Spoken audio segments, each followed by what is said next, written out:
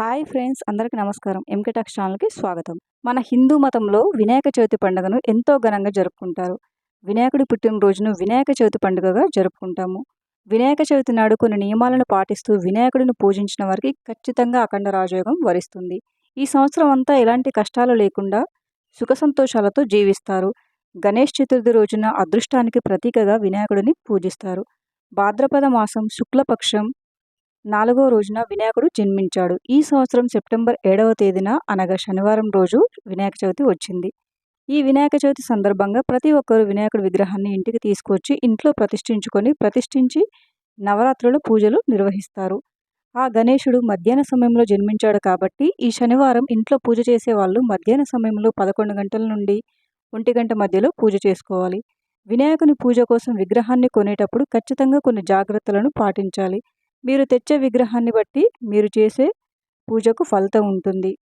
కాబట్టి వినాయకుడి విగ్రహాన్ని కొనేటప్పుడు కొన్ని విషయాలు తప్పకుండా తెలుసుకోవాలి. లేకపోతే మీరు ఎంత మంచిగా పూజలు చేసినా సరే ఉపయోగమే ఉండదు. గణేష్ విగ్రహాన్ని ఎన్నుకునేటప్పుడు తొండం ఎడమవైపు వంగి ఉండాలి. ఇలాంటి విగ్రహాన్ని పూజిస్తే ఆర్థిక సమస్యలు, అప్పుల బాధలన్నీ, కష్టాలన్నీ తీరిపోయి విపరీతమైన ధనలాభం కలుగుతుంది. అంతేకాని గణేశుడి తొండం కుడివైపు ఉండకూడదు. అలాగే కూర్చుని ఉన్న వినాయకుని విగ్రహాన్ని మాత్రమే కొనుగోలు చేయండి. ఇది శ్రేయస్సును సూచిస్తుంది. అంతేకాని నిలబడి ఉన్న గణేష్ విగ్రహాన్ని కొనకూడదు. అలాగే గణేశుడు భంగిమలో ఒక చేతిలో లడ్డూలు, రెండో చేత్తో ఆశీర్వాదం ఇస్తున్నట్టుగా ఉండాలి.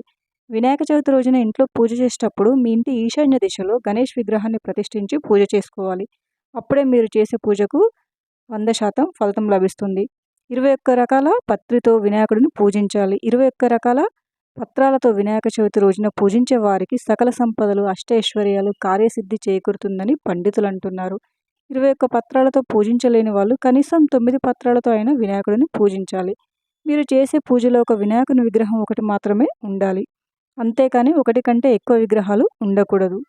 మీరు తెచ్చే విగ్రహం ఎరుపు రంగు కానీ, పసుపు రంగులో కానీ ఉండాలి. ఇలాంటి రంగులో ఉన్న వినాయకుడిని పూజిస్తే మీ జీవితంలో ఉన్న సమస్యలన్నీ ఖచ్చితంగా తొలగిపోతాయి. మట్టి విగ్రహాలను పూజిస్తే ఇంకా మంచిది. నలుపు రంగు విగ్రహాలు మాత్రం కొనవద్దు. నలుపు రంగు నెగటివ్ ఎనర్జీని ఆకర్షిస్తుంది. గణేష్ విగ్రహాన్ని గంగా జలంతో శుద్ధి చేసి తర్వాతే పూజలు చేయాలి. 9 రోజుల పాటు విగ్రహాన్ని ఇంట్లో ఉంచుకోవచ్చు.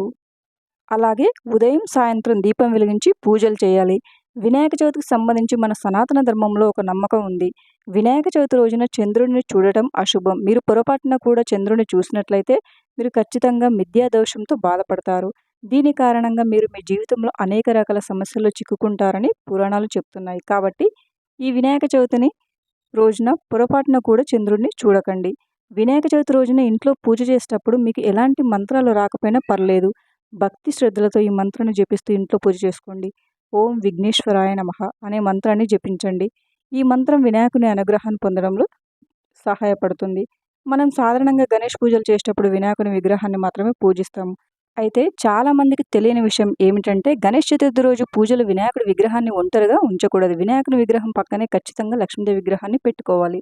లక్ష్మీదేవి విగ్రహం లేని వాళ్ళు లక్ష్మీదేవి చిత్రపటాన్ని పెట్టుకోవచ్చు. లక్ష్మీదేవి అష్ట ఐశ్వర్యాలను ప్రసాదిస్తుంది కాబట్టి ఈ వినాయక చతుర్థి రోజున ఇంట్లో పూజ చేసేటప్పుడు మీ పూజలో వినాయకుని విగ్రహంతో పాటు ఖచ్చితంగా లక్ష్మీదేవిని కూడా ప్రతిష్ఠించుకోవాలి. వినాయకుని పూజలో 12 రకాల నైవేద్యాలు ఖచ్చితంగా ఉండాలి. ఇలా వీలు కాని వాళ్ళు కనీసం 3 రకాల నైవేద్యాలు లేదా 5 రకాల నైవేద్యాలను సమర్పించవచ్చు. ముఖ్యంగా వినాయకుడికి పెట్టే నైవేద్యంలో ఉండ్రాళ్ళు, లడ్డూలు, అలాగే పాయసం ఖచ్చితంగా ఉండాలి. గణపతికి అత్యంత ప్రీతిపాత్రమైన పుష్పం తామర పువ్వు. కాబట్టి తామర పుష్పాలతో గణపతిని పూజిస్తే 1,00,00,000 రెట్ల పుణ్యఫలితం లభిస్తుంది. అలాగే తెల్ల జిల్లేడు, చామంతి, గన్నేరు పూలతో వినాయకుడిని పూజించవచ్చు. పురాణాల ప్రకారం పార్వతీదేవి పసుపు అలాగే శనగపిండితో వినాయకుడిని సృష్టించి ప్రాణం పోసింది. కాబట్టి మీ ఇంట్లోనే స్వయంగా మీ చేతులతో వినాయకుడిని తయారు చేసి పూజిస్తే 1,00,00,000 రెట్ల పుణ్య ఫలితాన్ని పొందవచ్చు. పార్వతీదేవి తయారు చేసినట్టుగానే మీరు కూడా కొంచెం పసుపు, శనగపిండి అలాగే కొంచెం నెయ్యిని తీసుకొని నీటితో వినాయకుడి విగ్రహాన్ని తయారు చేసుకుంటే చాలా మంచిది. ఇకపోతే ఇంట్లో పూజ కోసం ఉంచిన విగ్రహాన్ని నిమజ్జనం చేసేంత వరకు ఉదయం అలాగే సాయంత్రం 2 పూటల నైవేద్యం పెట్టి హారతి ఇస్తూ ఉండాలి. ప్రతిరోజు పూజ పూర్తయ్యాక అక్షంతలు చల్లి విగ్రహాన్ని కదిలించాలి. తప్పుల్ని క్షమించమని కోరుతూ పూజను ముగించాలి. వినాయక చతుర్థి నాడు వినాయకుని ఆలయాలను సందర్శించడం ద్వారా అష్ట ఐశ్వర్యాలు సిద్ధిస్తాయని పురోహితులు అంటున్నారు. వినాయక చవితి రోజున పేదలకు, అవసరం ఉన్న వారికి దానం చేయండి. ఈ రోజున దానం చేయడం వల్ల గణేశుడు ప్రత్యేక అనుగ్రహం లభిస్తుంది. ఈసారి వినాయక చవితి పండుగ చాలా స్పెషల్. ఎందుకంటే ఈ ఏడాది వినాయక చవితి నాడు 3 ప్రత్యేక యోగాలు రూపొందుతున్నాయి. వినాయక చవితి రోజున నియమనిష్టలతో పూజించడం వల్ల సమస్త సమస్యలన్నీ తీరుతాయి. గణేశుడు అంటేనే సంపద దేవుడిగా భావిస్తారు. అందుకే ఈ రోజున ఆయనను పూజించడం వల్ల ఇంట్లో ఆనందం, సంతోషం అలాగే లక్ష్మీదేవి అనుగ్రహం తప్పక లభిస్తుంది. Thank you for watching friends. ఈ వీడియో గనుక మీకు నచ్చినట్లయితే వీడియోని లైక్ చేసి మరిన్ని వీడియోస్ కోసం మా ఛానల్‌ని సబ్స్క్రైబ్ చేసుకోండి.